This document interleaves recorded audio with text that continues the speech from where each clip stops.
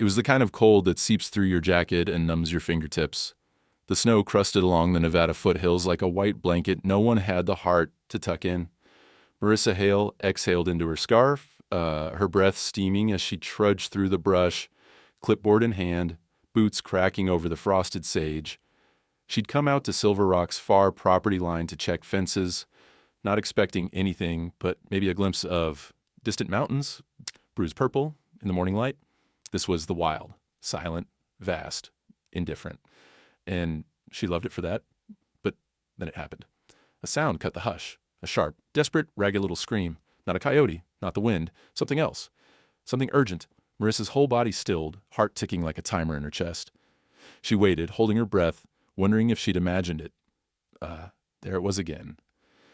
A higher, choking cry, shivering with fear.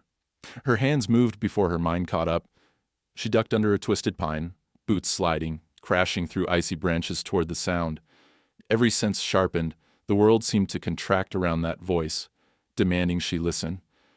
Marissa broke through a tangle of willow and nearly stumbled down a small incline, heart pounding in her ears.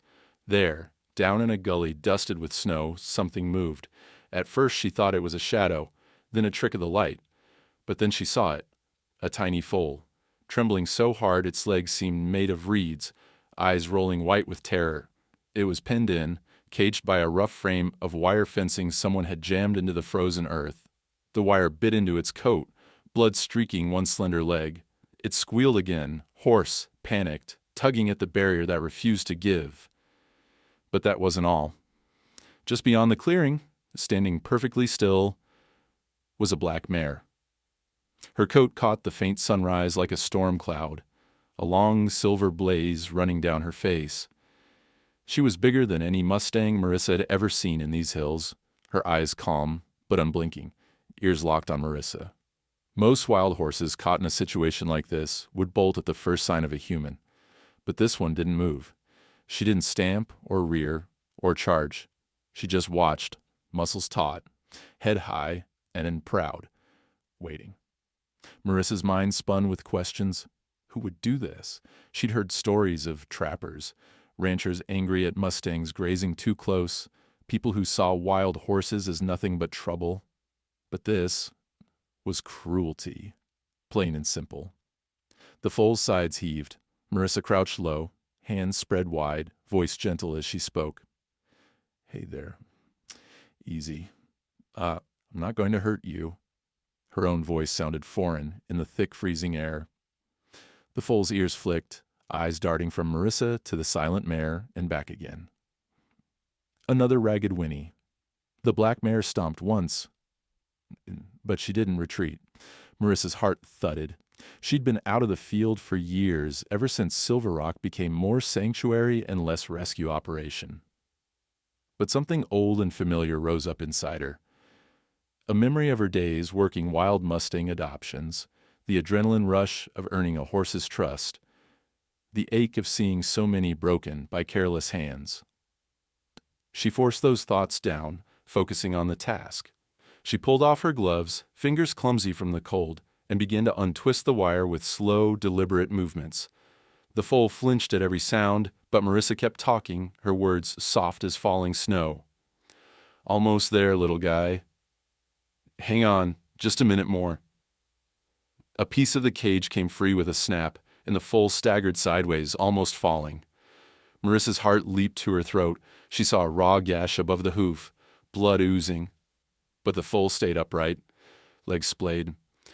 The mare whickered low, a sound so deep it vibrated in Marissa's bones. Then the wildest thing happened. The mare stepped forward, deliberate, not menacing.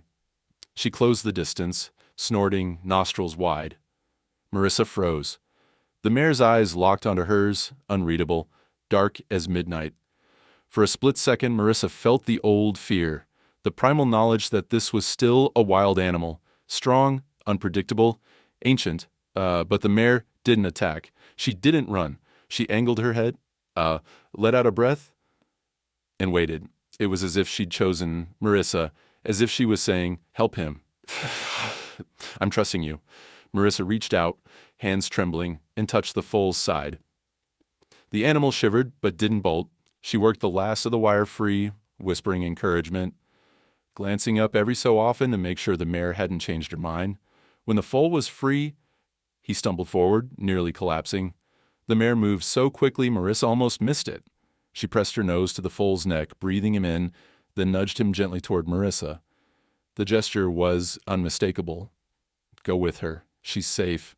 Marissa's throat tightened. She'd seen horses do incredible things, but this was something new. The mare circled the foal, protecting him, but her gaze never left Marissa.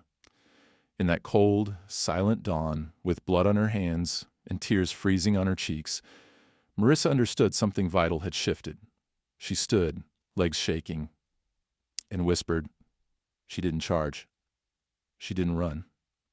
She was waiting. It was a beginning.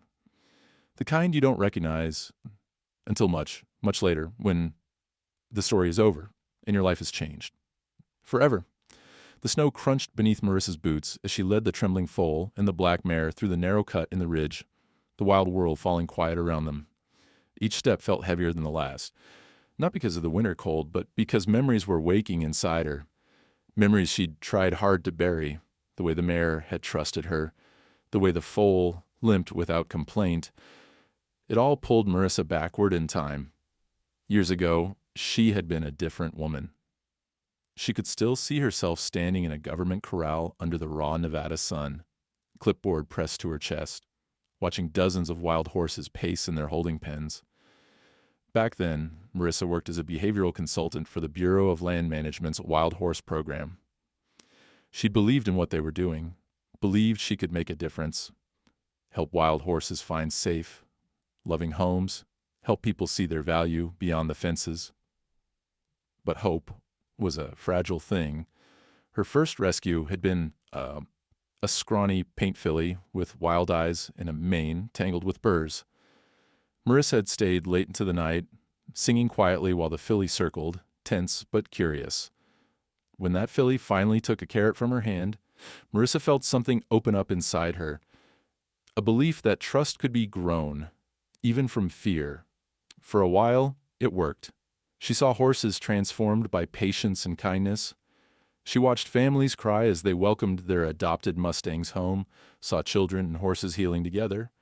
But it wasn't always so simple. Some adoptions didn't stick. Some people saw the horses as projects to conquer, not souls to be respected. Too often, Marissa would find herself called back to collect a returned Mustang, one whose spirit had been crushed by impatience, or worse, abuse. She'd witnessed horses beaten, starved, penned so tight their hooves bled from trying to escape. Each time, something inside Marissa cracked a little more. One case haunted her for years. A big bay stallion named Gunner. He'd come in wild but proud, wary but never mean. Adopted by a man who promised patience, Gunner was back 6 months later, broken and thin, his eyes dull, his body marked by scars that no horse should ever bear. Marissa remembered standing in the corral, rage boiling in her chest as the man shrugged and said, "He wouldn't learn." Not my fault. If he's stubborn. That night, Marissa sat in her truck until dawn, fighting back tears and questioning everything she believed about people, about trust, about whether the wild could ever be safe in human hands. Eventually, she couldn't do it anymore. The system felt stacked against the horses, too many forms, too little follow-up, and always the pressure to clear pens for the next round. No, Marissa walked away. She left the BLM, packed her things, and drove out to Silver Rock, a patch of rugged land at the edge of the foothills. With her savings and a small loan, she built Silver Rock Sanctuary, a place for second chances, for horses who had nowhere else to go. At Silver Rock, things were quieter, more honest. There were no adoption quotas, no government oversight, just Marissa, a few volunteers, and the stubborn belief that healing was possible, if only you gave it time. The horses at Silver Rock came to her wounded in body and spirit, ex-race horses, abandoned Mustangs, the old, the scarred, the forgotten. Marissa threw herself into the work, patching fences, mixing feed, spending long evenings brushing mud from tangled coats. The pain of what she'd seen at BLM never left her, but the sanctuary dulled the sharpest edges. She started to heal too, but she hadn't done a field rescue in years. She avoided it, told herself there were younger, tougher folks for that. Her heart was tired. Her scars were too deep. She convinced herself that the sanctuary was enough, that it was okay to step back. But fate has a way of calling us out, especially when we least expect it. Now, with the rescued foal stumbling beside her and the black mare shadowing her every move, Marissa realized she was right back where it all began. The wind stung her eyes. Or maybe that was just old grief surfacing again. She glanced back at the mare, who met her gaze with a strange calm, almost as if she understood. When they reached the trailer, Marissa hesitated. She had a single rope in the tack box, but something told her not to reach for it. Instead, she swung the trailer door open and stepped aside, holding her breath. The foal froze at the threshold, legs splayed, eyes wide. Marissa spoke softly, her voice steady, despite the thundering of her heart. "It's okay, little one. You're safe now." The mare nudged the foal, her touch gentle but insistent. With a shaky step, the foal clambered into the trailer, nostrils flaring. The mare followed, no rope, no force, just choice. For a moment time hung suspended. The mare's black coat shimmered in the weak light. Marissa watched, awestruck, as the mare pressed her head close to the foal, then turned her gaze to Marissa as if to say, "Thank you. I am here of my own will." Marissa stood outside the trailer, breathless. The world felt different, bigger, more fragile. She remembered her first rescue, the hope she'd once carried, the pain of betrayal, the slow, hard work of healing. She thought of the horses who never got a second chance, the ones lost to cruelty or indifference. She thought she had closed that chapter of her life.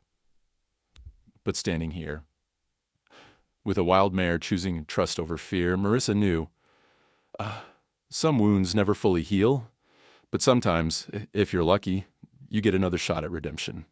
Not just for the horses, but for yourself. She closed the trailer door gently, whispering, "We're not done yet.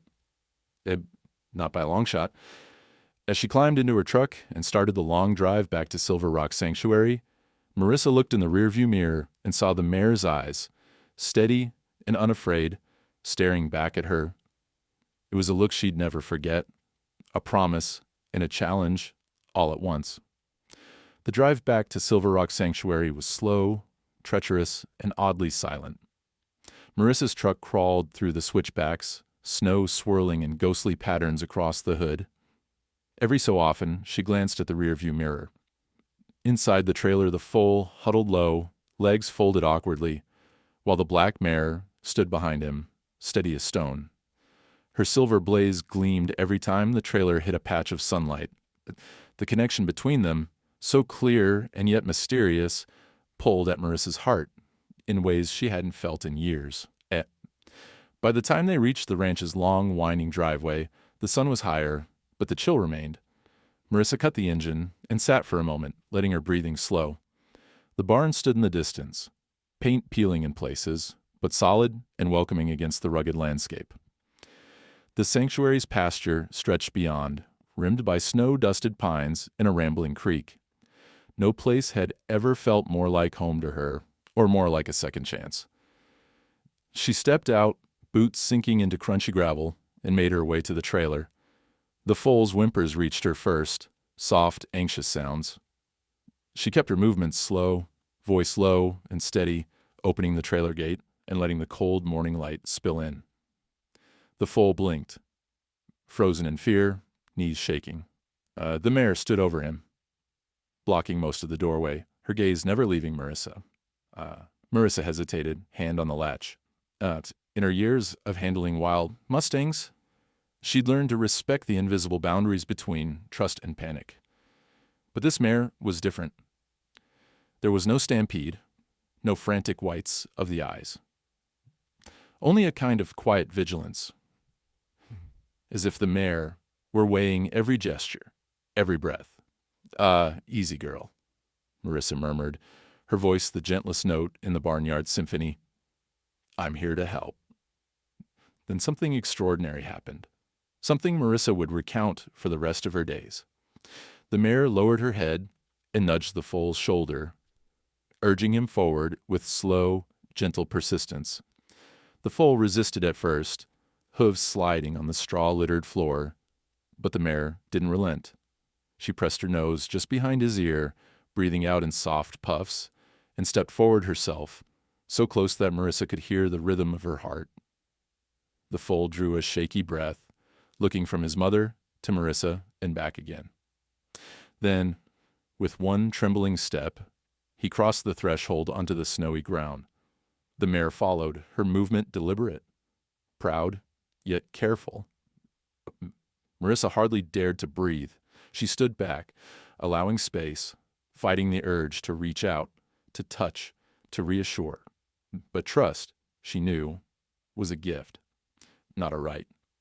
The foal took another step, then another, drawn forward by the mare's silent encouragement. Marissa saw the raw wound on his leg, the dried blood matting his fur, and her heart broke all over again. Yet for all the foal's pain, the wild mare showed no fear, only resolve. She guided her child right to Marissa's side, stopping just a few feet away.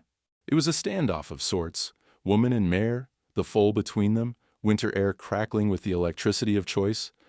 Would the mare bolt, as so many wild horses did once the cage was gone and the open world beckoned? Would she fight, or freeze, or flee? Instead, the mare looked directly at Marissa, eyes as dark as onyx, ringed with frost and old sorrow. She lowered her head and stood her ground, breathing in Marissa's scent, reading her heart. Marissa held her own gaze steady, trying not to let tears fall. She whispered more to herself than the horse, I'm not your enemy. Not today. Not ever. Then, almost impossibly, the mare flicked her ear and stepped closer. She nudged the foal again, this time sending him toward Marissa's open hands. Marissa's breath caught in her throat. She didn't move. Not yet. She knew that the smallest misstep could shatter the fragile trust hanging in the air. The foal, exhausted, leaned into her, nose brushing her jacket. Marissa reached out slowly, offering the back of her hand for him to sniff. The contact was feather-light, but it was enough. The foal let out a shuddering sigh and stood still. And then in a moment Marissa would never forget, the mare followed. She stepped into the yard without rope, without force, without any threat or plea. She simply chose Marissa, chose the sanctuary, chose a future she couldn't yet understand. Marissa opened the gate to the quarantine paddock, heart pounding. The foal limped in first, head low, followed by the mare. No chaos, no panicking, scrambling, just a silent, astonishing trust. As soon as they were inside, the mare circled her foal, pressing her nose against his wound and breathing deep. The foal's tremors eased. The mare turned once more to Marissa, eyes bright, and stood watch. By now, a few volunteers had gathered by the fence, jaws slack with awe. Marissa shot them a look. Keep back, give them space, and the group nodded, retreating without a word. No one wanted to break the spell. As the sun climbed higher, Marissa retrieved her vet kit from the barn and approached the new arrivals. The mare let her come close, muscles tensed but not aggressive. Marissa crouched by the foal's side and examined the wound, deep but not fatal if treated soon. Then she spoke softly, words rolling out in a steady, soothing rhythm. We'll get you fixed up, little man. You're safe now, I promise. The mare nickered softly, almost in approval. Marissa worked quickly, washing the cut, dabbing ointment, and wrapping a clean bandage. Every movement was careful, respectful. She didn't force, didn't rush. She let the foal lean against her, feeling the life, the warmth, the trust blooming in the winter cold. When she was done, Marissa backed away slowly, watching as the mare returned to her foal, nosing his bandage, standing sentry over him. The silence of the moment was a kind of music, proof that, sometimes, hope doesn't need to be shouted. Sometimes it steps forward on 4 quiet hoofs and waits for you to notice. For the rest of the morning, Marissa watched from a distance, her own wounds aching in sympathy with theirs. She thought about the meaning of trust, about how hard it was to build, how easy to break. The mare had made her choice. So had Marissa. And now, for the first time in a long while, she felt like she was right where she belonged. As the sun melted the last of the frost, Marissa whispered into the wind, "Welcome home." When Marissa finally allowed herself to exhale, she realized she'd been holding her breath since the first moment she saw the foal trapped in that cruel wire cage. Now, back at Silver Rock Sanctuary, the weight of what had happened hit her all over again. Heavy and cold. The morning was long gone, the sun rising higher and starting to warm the icy yard. She watched the black mare and her foal. Dusty, the name slipped naturally into her thoughts, and she said it out loud to anchor him into his new life. "Hey, little Dusty," she murmured, squatting just outside the quarantine pen. The foal's ears flicked. He stood closer to his mother, whose steady presence was like a shadow, a shield, a question mark, and an answer all at once. The mare's coat shone, black as night, streaked with mud and dust, but her posture was proud, unbeaten by what the world had thrown at her. Marissa knew there was a story written in every scar, every wary look. She called the sanctuary's vet, Dr. Linda Givens, who arrived within the hour in a battered green pickup, gray braid bouncing as she hustled across the yard. Dr. Givens had been through it all. Broken legs, wild broncs, birthings gone sideways. But even she paused at the sight of the pair. She whistled low, crouching by the fence. "Well, I'll be. That's a Mustang, through and through. The way she watches you. Marissa, I think you got yourself a leader." Marissa nodded, feeling a strange sense of pride and humility. "She's special," she agreed, voice soft. "They both are. He's Dusty. She doesn't have a name yet." The vet entered the pen with careful steps. The mare watched every movement, but didn't charge or bolt. Dr. Givens spoke in a low, steady voice, as if talking to an old friend, her hands slow and open. She gently checked Dusty's wound, murmuring encouragement as she worked. The foal flinched, but did not fight. "He's lucky," Linda said, glancing up at Marissa. "No deep tendon damage, just a nasty gash. Clean it daily, keep him calm. He'll need rest and good feed." Marissa nodded, jotting mental notes, and turned her attention to the mare. "Can I take a look at you, girl?" she whispered, taking a brush from the kit. The mare tensed, but did not move away as Marissa approached. She stroked the mare's neck, feeling the knots and scars beneath her coat, the powerful muscles coiled under the surface. As she brushed away the grime, Marissa's fingers paused on the left side of the mare's neck. There, almost hidden by years of hair growth and dust, was a faint frieze brand. Numbers and symbols, the kind the Bureau of Land Management used to track adopted wild horses. Marissa's heart skipped. She traced the faded lines, realization crashing over her. "You've been through the system, haven't you, girl?" Marissa whispered, voice barely above the wind. "And somehow, you made it out here." For a moment she saw flashes of the mare's history, rounded up in a BLM helicopter gather, separated from her herd, branded and penned. Adopted once, maybe twice. Then, somehow, returned or lost, surviving alone in the wild for years, learning to be wary, but never losing her spark. "You're a survivor," Marissa said softly. "I think I'll call you Sierra. It fits." The mare, now Sierra, flicked her ear as if in answer. Marissa ran her brush gently over Sierra's coat, working out the mats, her movements almost reverent. In every line of Sierra's body was a lesson in survival, the scars on her hocks, the faint dip near her withers, the steady, cautious intelligence in her eyes. Yet there was also gentleness, a willingness to believe again, shown in how she let Marissa near, how she allowed Dusty to lean on her, how she never tried to flee. Dr. Givens watched them, eyes crinkling in a smile. "She's seen a lot, that one," the vet said. "You'll want to check her teeth, her hooves. But honestly, Marissa, she looks sound. It's not often you get one who's gone through so much and still wants to trust." As the afternoon sun slanted through the pines, the sanctuary seemed to hold its breath. Other horses in distant paddocks nickered curiously, but Sierra stood her ground, flanked by Dusty, soaking in the calm. Marissa watched, memories stirring, her own past failures, the horses she couldn't save, the scars she'd carried home from every rescue that went wrong. She'd built Silver Rock Sanctuary for moments like this. Here, horses came to heal, to learn to trust at their own pace. There were no loud voices, no whips, no deadlines, only patience, time, and the slow magic of being seen. Marissa made her rounds, checking on the new arrivals, her regulars, the old-timers who knew the rhythm of the place. Every so often she glanced back at Sierra and Dusty, making sure all was calm. When evening fell, painting the foothills in lavender and gold, Marissa returned to the quarantine pen. She brought a bucket of sweet hay and clean water, setting it down just inside the fence. Sierra watched her approach, but didn't retreat. Dusty, hungry but shy, crept forward. He nibbled the hay, his little mouth working with surprising determination. Marissa settled in on an overturned bucket, watching Mother and Foal, letting the peace of the sanctuary wrap around her.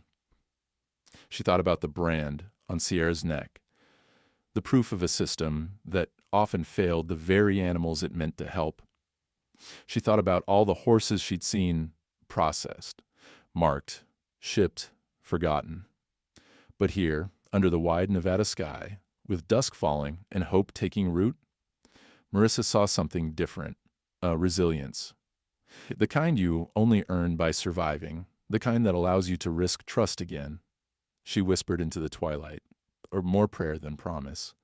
You're safe now, both of you. No one's going to hurt you here, not ever again. As the stars blinked on overhead, Marissa leaned her head against the fence and closed her eyes, feeling the world settle. Sierra and Dusty stood quietly in the pen, their silhouettes silvered in the moonlight, a living testament to the possibility of redemption. And for the first time in a long while, Marissa allowed herself to believe that maybe, just maybe, healing was possible for them all. Where night fell soft and silent over Silver Rock Sanctuary. Marissa found herself restless, unable to settle into sleep. Images of Sierra's faded freeze brand kept looping through her mind, an old scar that was both a warning and a clue. She'd seen too many wild horses lose their stories in the shuffle of paperwork and bureaucracy, too many second chances crushed beneath the weight of a broken system. But Sierra was here now. She was proof that some spirits, though battered, were never truly broken. After making one last round to check on the sanctuary's other horses, Marissa returned to her small office at the edge of the barn. The space was crowded with worn books, photographs, and old case files, dust motes drifting in the glow of a single lamp. She sat down, reached for her phone, and thumbed through her contacts until she found the name. Janet Benson, an old friend from her BLM days.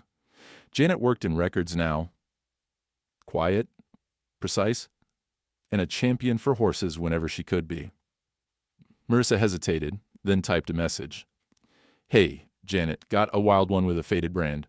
Need a lookup. Can you help? She attached a blurry photo she'd snapped of Sierra's neck, hoping the numbers would be legible enough. Within minutes, Janet replied, I'll pull her file. Give me an hour. How's Silver Rock these days? Marissa smiled, tension easing a little. Surprisingly full of hope tonight, she replied. She busied herself with chores to pass the time. Stacking hay, prepping feed, checking water lines. But her mind kept drifting back to the Mare and the Foal in quarantine. Dusty was already showing signs of improvement, his limp easing, eyes brighter, especially when Sierra was near. Sierra kept a silent watch, never sleeping deeply, always positioning herself between her foal and the open world, as if expecting something or someone to come for them. An hour later, her phone buzzed. Janet's message was blunt, but it said everything Marissa needed to know. Found her, adopted at 3, returned at 4, marked for behavioral issues, possible neglect noted in return report, no record of legal release, last seen during a gather 3 years ago. Not sure how she got loose, but she survived. Marissa read it twice, her chest tightening. She remembered all the times she'd stood in those dusty pens, listening to people justify their failures. Couldn't train her. Too wild. Didn't have time. What those reports never said was what the horses endured. The confusion, the fear, the loneliness of being passed from hand to hand, never truly understood. She tapped a reply. She never forgot how to survive, Janet. And she never forgot what it meant to be failed. Janet's answer came quickly. She's lucky she found you, Mar. Most aren't. With a sigh, Marissa closed her phone and stepped back outside. The Nevada night was vast, the stars so thick it looked as if someone had spilled a jar of sugar across a midnight canvas.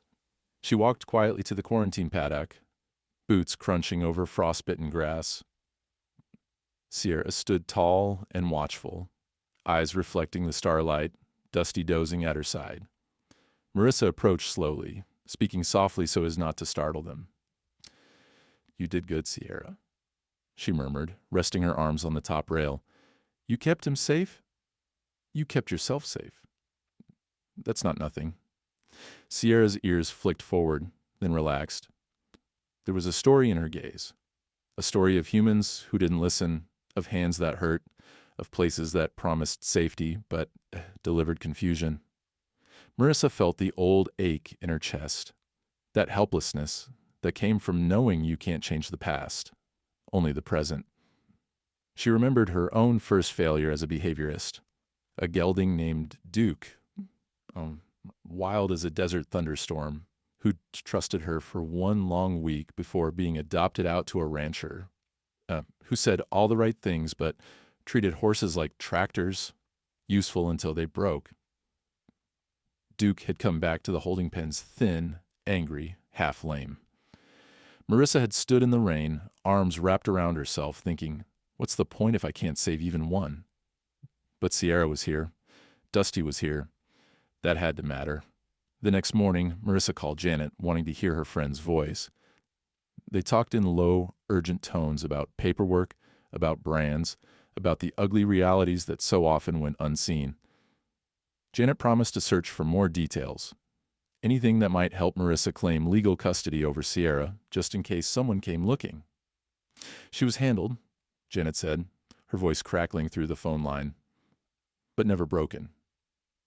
There's a difference, Mar, and she never forgot what it meant to be let down. Those words echoed in Marissa's mind as she walked back to the paddock. She watched Sierra graze cautiously, always on alert, but she also saw something new, a cautious curiosity, a willingness to let Marissa draw near. Dusty was bolder each day, exploring his little world with clumsy steps, always checking to make sure his mother was close. Marissa let them set the pace, never pushing, always patient. Over the next week, Marissa saw the slow return of life to Dusty's eyes and the quiet strength in Sierra's every move. She tended to Dusty's wound, fed him warm mashes, and spoke softly to Sierra as she brushed out her coat, tracing the outline of the brand and promising, "You're not just a number here. You're home." Sometimes, as the sun dipped behind the mountains and long shadows crept across the sanctuary, Marissa would sit beside the paddock and talk to Sierra about her own scars, her own disappointments, her own stubborn belief that second chances were real. And sometimes, Sierra would edge a little closer, lowering her head as if she understood that trust could be lost, but it could be found again, too. For the first time in years, Marissa believed that not every story had to end with loss. Some stories, if given time, could begin again. The days passed quietly at Silver Rock, but Marissa's mind remained unsettled. Each morning brought small miracles. Dusty's wound healing, Sierra's eyes softening, volunteers whispering that they'd never seen a wild mare settle so quickly. Word of the new arrivals began to spread among the local horse community, mostly through the volunteers' excited texts and grainy phone pictures. Still, Marissa kept her worries close, like pebbles in her pocket. It was on a gray, windy Thursday that the storm finally broke. Marissa was in the barn loft tossing down bales of hay when she heard the low rumble of tires on gravel, too slow, too official to be a neighbor's truck. She peered through the dusty window and saw a white SUV marked U.S. Bureau of Land Management, idling at the end of the drive. Two men stepped out, both wearing the stiff parkas and mirrored sunglasses that marked them as government agents, not horse people. A chill went through her that had nothing to do with the Nevada wind. She left the hay where it fell and hurried down, boots crunching in the mud, heart knocking hard against her ribs. The men were already approaching, their hands empty but their posture rigid with authority. "Can I help you?" Marissa asked, voice steady but low. The older man, gray at the temples, squinted at a clipboard. "Marissa Hale?" "That's me. I'm Agent Renner. This is my partner, Collins. We're here about a horse. A black Mustang mare, Freeze brand number 763, and her foal." "Sierra." The name pulsed in Marissa's mind like a warning. She didn't answer right away, studying their faces for any sign of empathy. There was none. "She's here. They're both recovering." The foal was trapped, injured. Agent Renner pursed his lips. "Ma'am, that mare is government property. She was never officially released from BLM care. We'll need to reclaim her and the foal for transport back to federal holding." The words hit Marissa like a punch. All her old frustrations boiled up, how easy it was for them to claim ownership over lives they barely understood, how blind the rules could be to real suffering and real redemption. "She's not a number," Marissa said, anger crackling beneath her calm. "She came to me. She asked for help. You know how rare that is." Agent Collins flipped through the paperwork, unbothered. "We don't make the rules. What? Our orders are clear. We'll need to see them now." A young volunteer, Tessa, hovered at the barn door, eyes wide. Marissa shot her a subtle look. Without a word, Tessa melted away, pulling out her phone and angling it discreetly behind a support beam. Marissa had taught her well. Always document, always stay calm. "Let's walk," Marissa said, leading the agents across the muddy yard to the quarantine paddocks. Sierra and Dusty were out, grazing in the weak winter sun. Sierra lifted her head, instantly alert, reading the tension in Marissa's walk. Dusty pressed close to her, small but braver now. The agents approached the fence. "You'll need to halter the mare for us," Renner said. "We can assist." "No," Marissa replied, planting herself between the agents and the horses. "If you try to take her by force, you'll traumatize them both. She's here by choice." "She's not going anywhere today." "Not until you show me an actual court order." Collins frowned. "We don't want trouble, ma'am." "Then don't make any," Marissa shot back, voice sharp as a snapped branch. A tense silence followed. The wind picked up, rattling the tin on the barn roof. Sierra stood her ground, mane tossing, eyes fixed on the strangers. For a moment, Marissa thought the agents might push anyway, step over her, try to corner Sierra. But something in her stance, or maybe the way the volunteers gathered quietly at the barn's edge, gave them pause. "We'll report your noncompliance," Renner said at last. "Expect follow-up. The mare is federal property, and harboring her without authorization is a violation." Marissa's jaw tightened. "Report what you want. I have documentation of her condition and the state she was found in. You want to fight? You'll get one." The agents turned on their heels, murmuring into radios as they walked back to their SUV. Marissa didn't move until she heard the engine roar and the crunch of gravel as they disappeared up the road. Only then did she let herself shake. Tessa emerged from her hiding place, phone still recording. "Got it all, Marissa?" she whispered. "Even the part where they threatened you?" Marissa managed a tight, grateful smile. "Good. We'll need that. The truth always matters." The other volunteers joined them, some anxious, some angry, all fiercely protective. They gathered at the fence, watching as Sierra resumed grazing, her trust in Marissa undiminished. Dusty skipped a few steps, testing his healing leg, then flopped down to rest.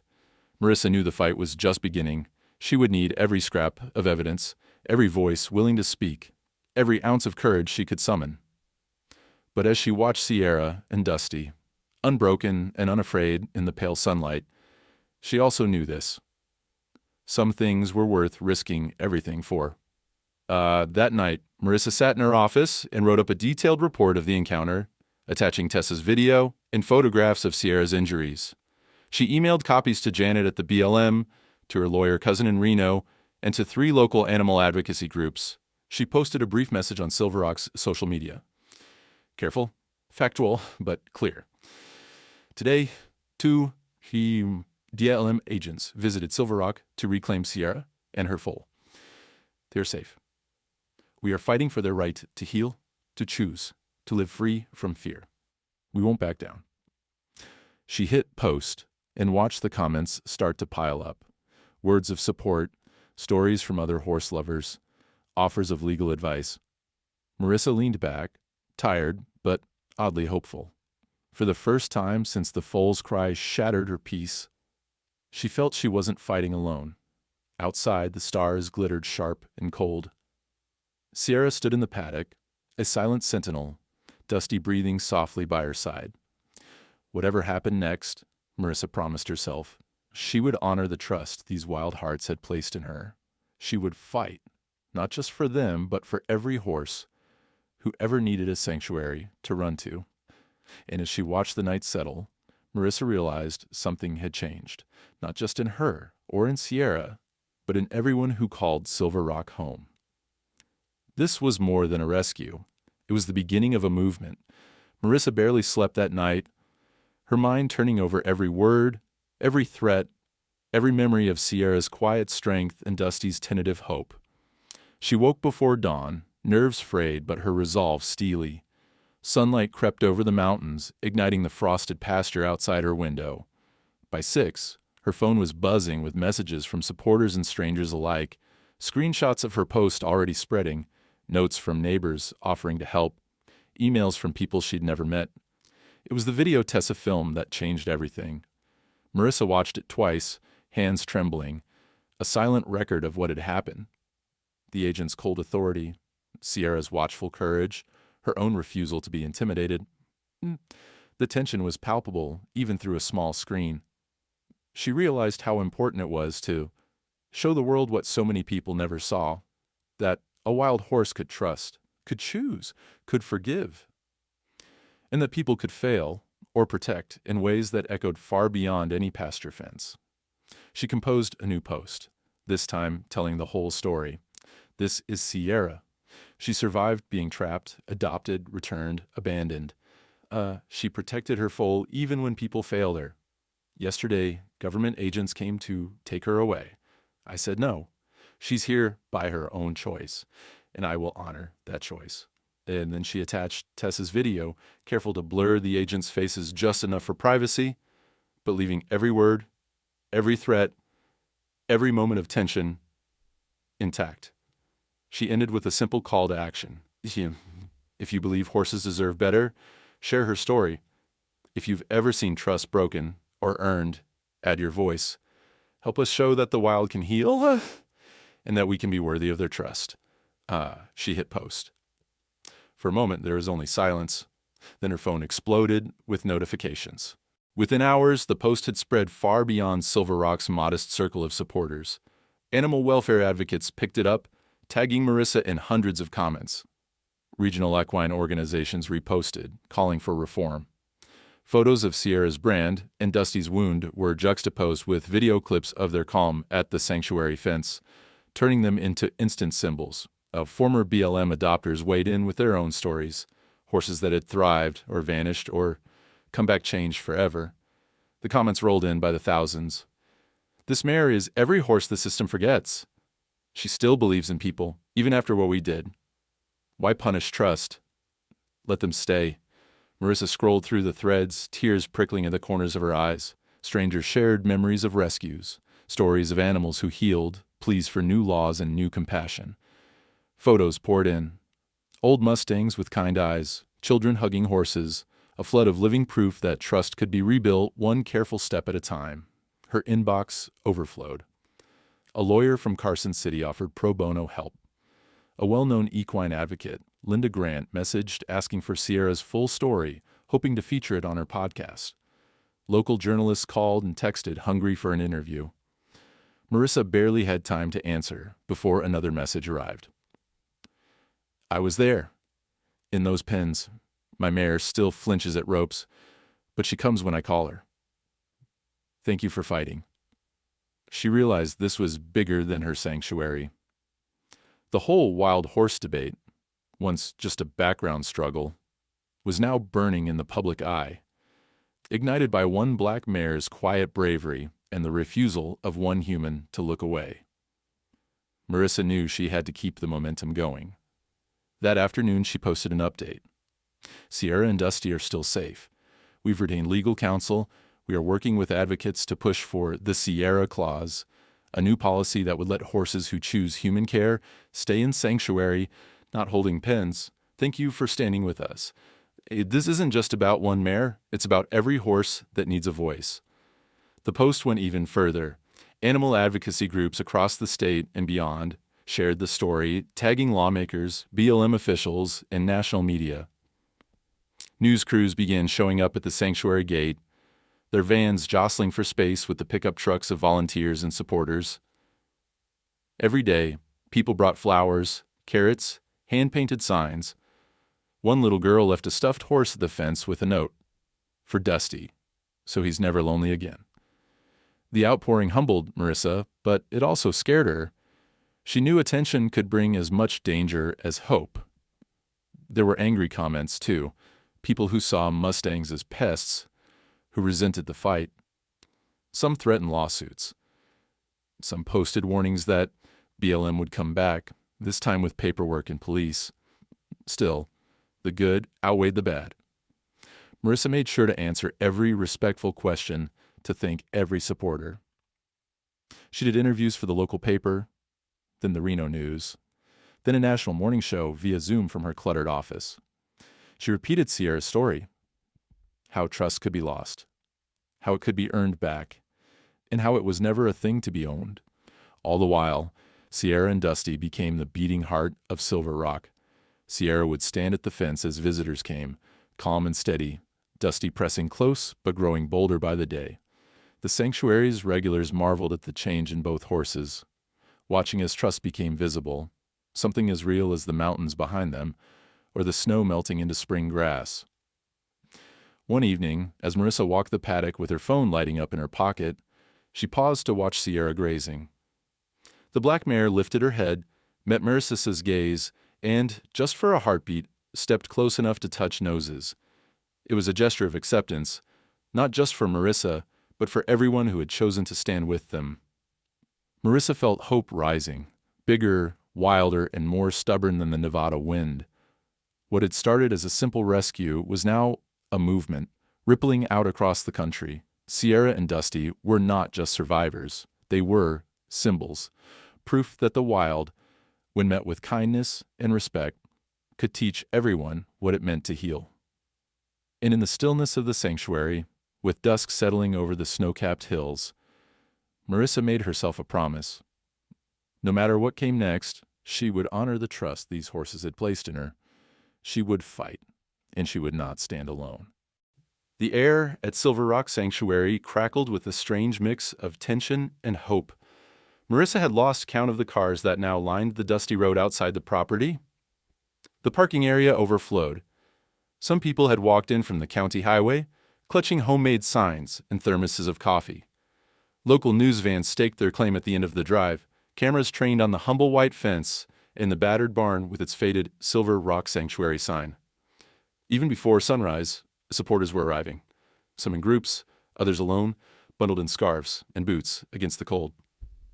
It was more people than Marissa had ever seen at Silver Rock, and for a moment she just watched from her window, heart pounding, unable to decide if she should feel grateful, anxious, or both. The post about Sierra and Dusty had spread like wildfire, and the video of the BLM agents had become a rallying cry. "Let the wild choose," one sign read, painted in bold blue strokes. "Horses deserve sanctuary," said another. Inside, Sierra and Dusty were calm. The foal nosed at his breakfast, already more lively than he'd been since the rescue. Sierra stood sentinel, ears flicking toward the noise outside, but never showing fear. Marissa found strength in the mare's composure, reminding herself that trust was a two-way street. She had to keep believing, even when the world threatened to barge in. Just after 9, the sanctuary's old landline rang. Marissa answered, expecting a reporter, or maybe another offer of legal help. But the voice on the other end was clipped. Official. Miss Hale, this is Agent Renner. We're returning to Silver Rock Sanctuary this morning. We ask that you maintain a calm environment and cooperate fully. There will be additional BLM personnel with us. She hung up, hands shaking. The time had come. As Marissa stepped out onto the porch, the crowd began to murmur. Word spread quickly. They're coming. Volunteers gathered near the barn, forming a quiet line of defense. Marissa looked around and was stunned by the variety. Teenagers and retirees, cowboys in worn boots, families with little kids bundled in puffy coats, a group of women from a nearby animal rights organization, 2 local politicians, and at least 3 journalists with microphones at the ready. Some supporters held up cell phones, already live streaming. Marissa spotted Tessa, her loyal volunteer, who gave her a quick nod. The recording had gone viral, and Tessa looked fierce and determined. Together, they made their way toward the paddock, where Sierra and Dusty stood near the fence, eyes wide, but bodies calm. Marissa kept her voice low, offering gentle reassurance. Easy, girl. We're here. You're not alone. The BLM convoy arrived at exactly 10, 3 vehicles this time. The familiar white SUV, a dark government pickup, and a van marked Wild Horse and Burro Program. The air grew thick with anticipation. The agents stepped out, not just Renner and Collins, but 4 others, their faces unreadable behind sunglasses. But this time, they weren't met by a quiet woman and a handful of staff. This time, dozens of people stood between them and the paddock, some holding cameras, others signs. The news crews trained their mics on Renner as he approached, but he ignored the questions, focusing instead on Marissa. And who's... Miss Hale, we're here to reclaim federal property, Renner announced, loud enough for everyone to hear. Marissa straightened her shoulders, hands trembling only slightly. She's not just property. Sierra and Dusty are living beings who chose sanctuary. They came willingly. You saw the evidence. You saw the wound, the brand, the choice. You have no right to traumatize them again. The crowd murmured in agreement. One of the animal rights advocates spoke up, her voice strong and clear. The world is watching. If you try to force these horses, it's all going online. Every second. Renner looked over the assembly, the cameras, the live feeds. He hesitated. Collins stepped forward, shuffling paperwork. But there was no court order. Only threats, only procedure. They had not expected this. Not the news vans, not the peaceful crowd, not the spectacle of Sierra and Dusty standing serenely at the fence, as if they, too, were ready for whatever came next. A tense standoff unfolded in the sharp morning air. Marissa found herself standing shoulder to shoulder with strangers who had become allies. A local rancher, someone who'd once questioned her about wasting money on wild horses, pressed a weathered hand to her shoulder. You're doing right, miss. Don't let 'em take what don't want to go. For a long moment, nothing happened. The agents conferred quietly, the crowd growing bolder with every passing second. Signs bobbed above the heads, let them stay, and wild but not alone. And cameras caught every word, every glance. Sierra watched, eyes bright, body steady. Finally, under the unblinking eyes of dozens of supporters and the relentless glare of the news cameras, Agent Renner stepped back. We'll be in touch, he said, voice tight with frustration. The BLM team withdrew, engines revving as they left the sanctuary to cheers from the crowd. Marissa's knees nearly buckled in relief.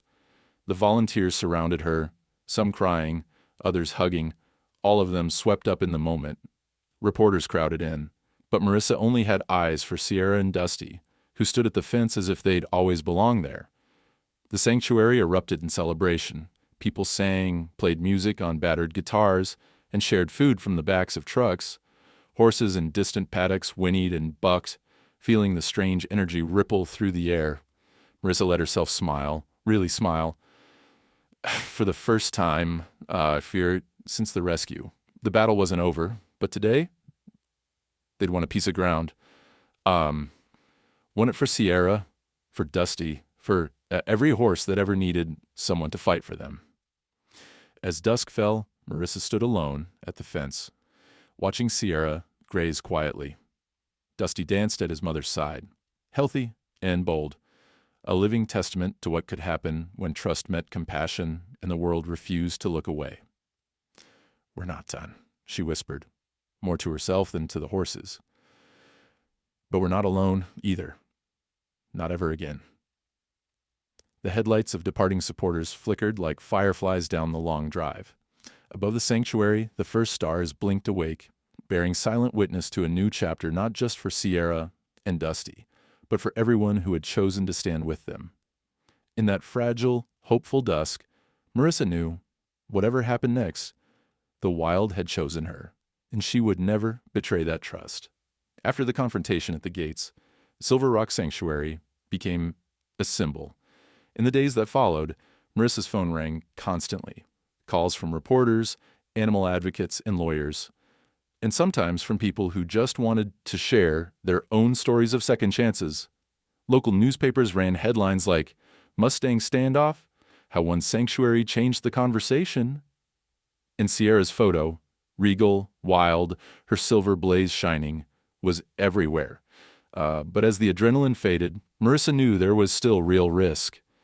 Any day, BLM could return with a court order or new threats. She needed more than public outcry. She needed something that would last, something that would protect Sierra, Dusty, and any wild horse who ever dared to trust a human. With advice from Janet, the animal law attorney from Carson City, and several passionate supporters, Marissa assembled an impromptu legal team. They met nightly in her cramped office or over Zoom calls, paperwork stacked high on the desk beside mugs of coffee that grew cold as the Nevada wind. Janet dove into the paperwork, combing through every statute and regulation that governed wild horses. There were gray areas, spaces where the law was written for bureaucracy, not for living, breathing horses who made choices. After one long night of research, Janet called Marissa with an idea. "You know that video? The one where Sierra leads Dusty to you, where she chooses the trailer on her own?" "Yeah, I've watched it 100 times. I think that's the key. If we can prove she wasn't captured, if she sought sanctuary of her own free will, we could argue that she's no longer simply a government property. We push for a new clause. Let's call it the Sierra Clause." Marissa was stunned by the simplicity and hope in those words. She'd fought so many battles in the shadows, always hoping for the law to see horses as more than just numbers. Here, finally, was a chance to change things for good. Word spread. Legal scholars weighed in online. Advocates and citizens sent letters and emails to BLM, to local representatives, to the state capitol. News anchors debated the issue on morning television, their guests alternating between bureaucratic talking points and passionate defenses of animal autonomy. "Why punish trust?" became a trending hashtag, echoing the central question at the heart of the fight. Then, one chilly morning, Marissa's phone rang with an unfamiliar number. She answered, bracing herself for more bad news. "Ms. Hale, this is Director Garcia from the Bureau of Land Management, Nevada region." "Yes, I wanted you to know, after considerable public attention and review, we are issuing a statement today. Sierra and her foal will be granted provisional sanctuary status under a new non-interference clause. There will be no further attempts to reclaim them while they remain at Silver Rock." Marissa's breath caught. For a moment she couldn't speak. When she finally managed a reply, her voice trembled with emotion. Thank you for listening. This means more than I can say. Not just for us, but for every Mustang that needs a second chance." The director cleared his throat. "We'll be following the progress of the legal proposal for the Sierra Clause. If it passes, it could affect cases across the country. For now, please provide regular updates on their welfare. And congratulations. Not every fight ends this way." When the news broke, the celebration at Silver Rock was louder than any before. Volunteers brought cupcakes, neighbors showed up with thermoses of coffee and blankets. Local businesses donated feed and fencing. Marissa posted a video of Sierra and Dusty in the pasture, Dusty running with his healed leg, Sierra standing proud as the mountains, her voice thick with joy, echoed through the speakers. They came on their own terms. That should mean something. Trust isn't just about taming the wild. It's about honoring choice, about meeting hope with hope. The wild doesn't belong to us, but sometimes it chooses us. Our job is to be worthy of that trust. The comments poured in by the thousands. Advocates tagged legislators, urging them to support the Sierra Clause. Former adopters posted pictures of Mustangs in their own care, testifying to the healing power of choice. Let the wild choose. Second chances for all. Marissa and her legal team worked late into the night. Drafting language for the Sierra Clause, they focused on 3 principles. 1. Voluntary sanctuary. Wild horses who seek human help should have the right to remain in sanctuary, not be forced back into holding. 2. Non-interference. Sanctuaries that provide documented care should be protected from forced removals, provided they meet welfare standards. 3. Recognition of trust. A horse's choice, caught on video, witnessed, or otherwise clearly expressed, should be honored as meaningful, not dismissed as accidental. Draft after draft was emailed, reviewed, argued over, and improved. The work was exhausting but exhilarating. For the first time, Marissa felt the weight of hope on her shoulders. Heavy, yes, but lifting her as surely as the Nevada sun lifted the chill from the earth each morning. All the while, Sierra and Dusty thrived. The foal grew strong, racing with other rescued colts, always glancing back to be sure Sierra watched. Sierra herself relaxed. She even allowed Marissa to slip a soft rope over her neck one morning. Just for a moment, just for a show. There was no panic, no fear, only trust in the knowledge that she could walk away if she chose. Sometimes Marissa stood at the edge of the pasture, watching the two of them against the endless sky. The world felt changed, and for once, the change felt like it might last. At the end of one long day, with the legal documents signed and sealed, Marissa posted a final message online. We did it. Sierra and Dusty are safe. The fight isn't over, but today, hope won. If you've ever believed in second chances, if you've ever seen a wild heart choose to trust, this victory is for you. Let's keep pushing. Let's make sure the law remembers what the wild already knows. Trust is not ownership. Trust is a gift. And as she clicked post, Marissa heard Dusty's joyful whinny drifting across the field, and she knew in her bones that whatever the future held, the sanctuary had become more than a place. It had become a promise. Sunrise over Silver Rock Sanctuary was always breathtaking, but this morning was different. The air was crisp, every blade of grass painted silver by dew. For the first time since that desperate winter morning, Marissa let herself truly breathe. Slow, steady, peaceful. She stood at the fence, coffee mug warming her hands, watching Sierra and Dusty graze in the soft light. The air was filled with the scent of new grass, fresh hay, and the faint sweetness of wildflowers starting to bloom along the creek. Dusty had grown taller, his coat glossy and strong. He was no longer the trembling, battered foal Marissa had found in a makeshift wire trap. He was bold, curious, the embodiment of a second chance fully lived. Now he tossed his head and galloped across the pasture, mane flying, legs pumping with exuberant energy.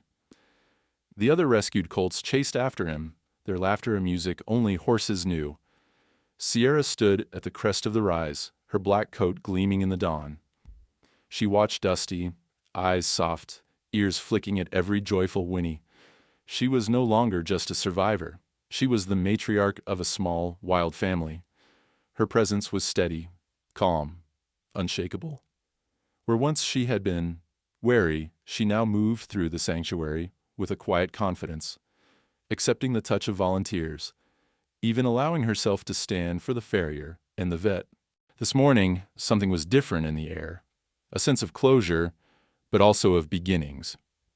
The legal victory for the Sierra Clause had set off a cascade of change across the country.